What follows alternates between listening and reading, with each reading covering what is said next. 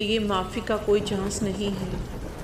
تو اللہ کے پاس سے جواب آیا، ان اللہ بالناس لرؤوف رحیم، خدا انسانوں پر بہت ہی مہربان اور رحم کرنے والا ہے۔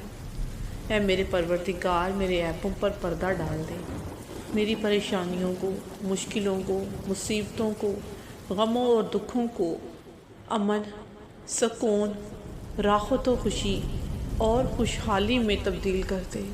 آمین ثم آمین۔ اے میرے پاک پروردگار، اے میرے اللہ، میرے دل کو منافقت سے، میرے عمل کو دکھاوے سے، میری زبان کو جھوٹ سے، میری آنکھوں کو خیانت سے پاک کر دے، اور ہم سب کو اپنا شکر گزار اور عبادت کرنے والا بنا دیجیے۔